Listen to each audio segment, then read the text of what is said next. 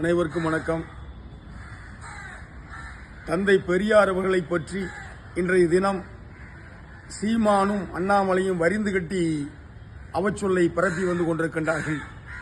தந்தை பெரியார் அவர்கள் இல்லாத இந்த தேசம், தந்தை பெரியார் அவர்கள் அறிவுறுத்தாத இந்த தேசத்திலே ஜாதியால் மக்கள் சிதறுண்டு கிடந்தார்கள். பெண்கள் அடிமைப்படுத்தப்பட்டிருந்தார்கள்.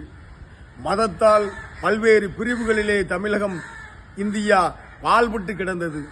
அத்தகைய சூழ்நிலைகளே தனது புரட்சி கருத்துக்களை சொன்ன தந்தை பெரியார் அவர்கள் தமிழகத்திலும் இந்தியாவிலும் ஜாதி ஒழிப்பிற்கு முன்னெடுத்தார். பெண்களுடைய முன்னேற்றத்திற்கு தன்னை முழுமையாக அர்ப்பணித்துக் கொண்டார்.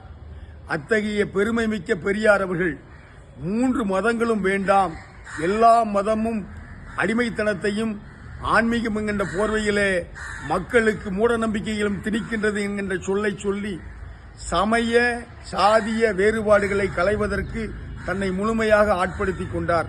அத்தகைய பெருமை மிக்க, புரட்சி மிக்க, செழுமை மிக்க அறிவை தமிழக மக்களுக்கும் இந்திய மக்களுக்கும் தந்த தந்தை பெரியார் அவர்களை இன்றைய தினம் ஒரு 3ஆம் தர அரசியல்வாதியான சீமான் குறைத்து பேசுகின்றார். அதற்கு வக்காலத்து வாங்குவது போல தமிழக பாஜகவினுடைய சங்கியினுடைய கூட்டத்தினுடைய தலைவர் அண்ணாமலை பரிந்து பேசிக் கொண்டிருக்கின்றார்கள். நான் சொல்கிறேன், தந்தை பெரியார் அவர்கள் இன்றைய நிலையிலே குறைவுபடுத்தப்படவில்லை. அவரை ஜாதிய ரீதியாக குறை சொல்ல வேண்டும் என்கின்ற எண்ணத்திலே அவரை ராமசாமி நாயக்கர் என்று சொன்னார்கள். அதனை மீண்டு வந்தார். அதே போன்று தந்தை பெரியார் அவர்கள் மணியம்மையை மணமுடித்த பொழுது இதை தவறான திருமணம், பொருந்தாத திருமணம் என்று சொன்னார்கள். அதை தாண்டி வந்தார் தந்தை பெரியார். இன்றைய தினம் அவரை வேண்டுமென்றே இல்லாத ஆதாரங்களை சொல்லி ஒரு பழிச்சொல்லை பெரியார் மீது சுமத்தி வந்து கொண்டிருக்கின்றார்கள். நான் சொல்கிறேன், சீமானும் அண்ணாமலையும் தமிழக மக்களிடம், தமிழக பெண் இனத்திடம் மன்னிப்பு கேட்க வேண்டும். சாஷ்டாங்கமாக விழுந்து மன்னிப்பு கேட்டால் ஒழிய இந்த பிரச்சனையிலிருந்து சீமானும் அண்ணாமலையும் மீள முடியாது. அண்ணாமலை அவர்களே, நீங்கள் IPS படித்தீர்களோ படிக்கவில்லையோ தெரியவில்லை. ஆனால் நீங்கள் சொல்லுவதெல்லாம் ஆதாரமற்ற பொய் குற்றச்சாட்டுகள்.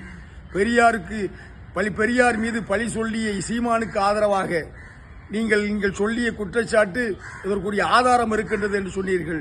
பெரியாருக்கு எதிரான இந்த கருத்துக்கு ஆதரவாக நீங்கள் ஆதாரத்தை காட்டவில்லை என்று சொன்னால் இன்னும் 10-15 நாட்களிலே நீங்கள் இப்பொழுது செருப்பு போடாமல் அலைகிறீர்கள், சட்டை இல்லாமல் நீங்கள் அலைய வேண்டும். அதற்கு இந்த சபதத்திற்கு, இந்த போட்டிக்கு நீங்கள் தயாராக வேண்டும். அண்ணாமலையும் சீமானும் ஏற்படுத்தி இருக்கின்ற இந்த வெகுஜன புரளியை மக்கள் புறந்தள்ளுவார்கள். பெரியார் என்கின்ற தீப சுடர் தமிழகத்தினுடைய ஒவ்வொரு உள்ளத்திலும் விரிந்து வளர்ந்து உயர்ந்து நிற்கும் என்கின்ற சொல்லை சொல்லி பெரியார் வாழ்க, அண்ணா வாழ்க, கலைஞர் வாழ்க என்று சொல்லி வாய்ப்புக்கு நன்றி கூறுகிறேன். நன்றி.